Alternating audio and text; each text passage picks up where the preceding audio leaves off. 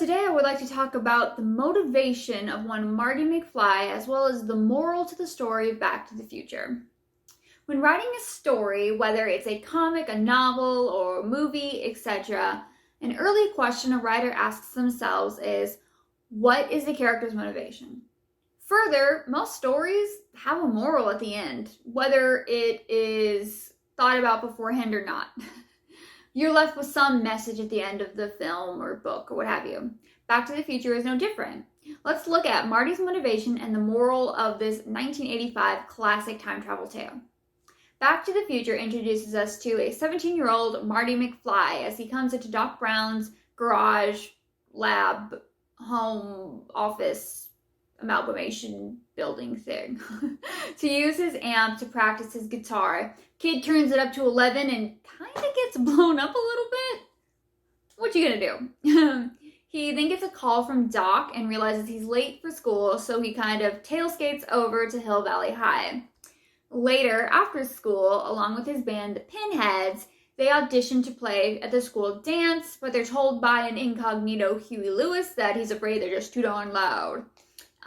Marty is crushed and his girlfriend Jennifer tries to comfort him. Marty, one rejection isn't the end of the world. I just don't think I'm cut out to play music. But you're good, Marty. You're really good. And this audition tape of yours is great. You've got to send it to the record company. It's like Doc's always saying, I know, if you put your mind to it, you can accomplish anything. It's good advice, Marty. All right, okay, Jennifer. What if I send in the tape and they don't like it? What if they say, get out of here, kid. You've got no future. I mean, I just don't think I can take that kind of rejection. Jeez, starting to sound like my old man. So later that night, Marty meets Doc Brown at the Twin Pines Mall, where Doc shows him a project he's been working on for about 30 years or so, his life's work, a time machine built out of a DeLorean. Doc was able to fund his experiments through an inheritance, accidentally burning down his mansion in 1962, possibly stealing from his mother, working on the Manhattan Project, and also working with Libyan terrorists for their plutonium. Doc's really that sketchy, chaotic neutral, huh? So, cut to, Marty goes back in time from 1985 to 1955, and he goes to Lou's Cafe, where he meets Lou Carruthers, the owner of the establishment, as well as the future mayor, Goldie Wilson, and his teenage father, George. George is being bullied by Biff, and Goldie tries to help him. Say, why do you let those boys push you around like that for? Well, they're bigger than me. Stand tall, boy.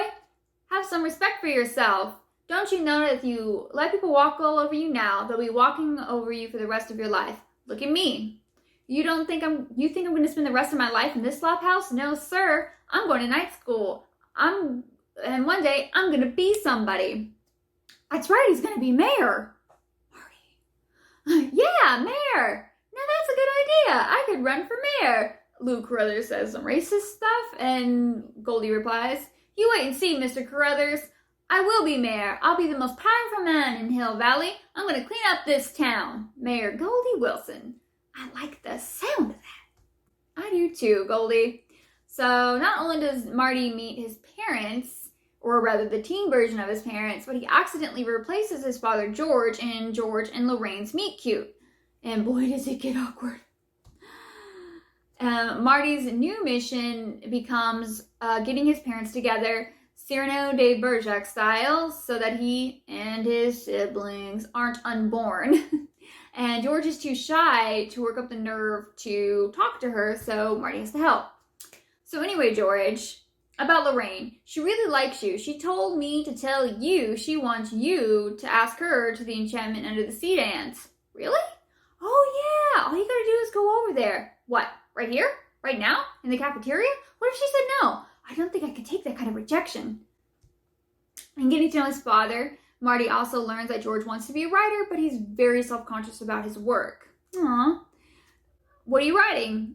Stories, science fiction stories about visitors coming down to Earth from other planets. Get out of town. I didn't know you did anything creative. Let me read some. Oh, no. I never let anybody read my stories. Why not? Well, what if they didn't like them? What if they told me I was no good? I guess that would be pretty hard for somebody to understand. Oh no, not hard at all. Sounds quite familiar, in fact. In the third act, Marty tries to trick Lorraine into going to the dance with George. But they luck out and George gets to save Lorraine from being literally sexually assaulted by Biff. Got dark. Anyway, Lorraine catches feelings for George after he punches out Biff, and so they go to the dance. Density has brought them together. So Biff's goons, 3D matching skinhead, try to get revenge on Marty and lock him in the trunk of the Starlighters' car. And in getting him out, the guitarist's hand is injured, so Marty has to play with Marvin Berry and the Starlighters at the dance. So Marty gets what he originally wanted. And boy, does he put on a Stow Shopper. I love that song. Anyway, Marvin Berry even calls his cousin Chuck to let him listen in on that new sound he's been looking for, which is actually his sound originally. So, time, I guess? And with his parents back together and everything set straight, Marty can meet Doc and return to his own time of 1985 after some bumps in the road. When he wakes up the next morning, Marty is returned to 1985, and he finds that his house, his parents, and his siblings have all gotten massive glow-ups. And Biff brings in a package for George, which contains George's new book, A Match Made in Space. So let's look at the end result. Marty wanted to play in front of people and got to. George wanted to write, and he wrote a book. Doc wanted to build a time machine, and did, without considering the consequences, which is super Frankenstein, but whatever. Marty took the accomplishments of two black men, Chuck Berry and Goldie Wilson, and women exist to give men pep talks and to lust after like a prize. So, the moral of Back to the Future is the only thing holding back white men from achieving their goals is themselves. Oh, wait. Okay, so I'm being a little dramatic in that, but, when you have a century plus worth of, white men being the people who are making movies and, writing stories, and that's the media that we've all been engaging in forever, you do start to notice these kinds of things, especially now that we're finally starting to get, people of color telling stories and more prominent stories. We're seeing queer people telling stories. We're seeing women finally being able to direct and write, and more prominent things that studios are backing rather than just independent films, which is honestly fantastic. And when you go back, I love Back to the Future. It's my favorite movie. I talk about it all the time. I freaking love this movie. But, if you look at the implications at the end of the story, it's not necessarily a positive one.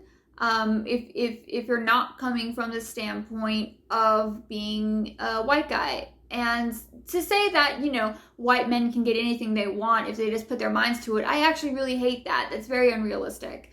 The main thing that's holding people back really is, our economy and the ever-declining socioeconomic mobility rate within the economy, lack of education, and predominantly, poverty. So it's a very idealistic look on life, as well as, clearly science fiction, but the ramifications that the ending seems to be implying, I think, is very idealistic, which isn't bad. It's not. It's nice to think that you can do anything you want to do, and it's cute that people want to teach their children that. However, that really isn't real life, unfortunately. But what is real life is that we're seeing more doors being opened for, people who previously never could have walked down that hallway, let alone gone through the door. And that really is something fantastic. So I'll end this with vote Mayor Goldie Wilson.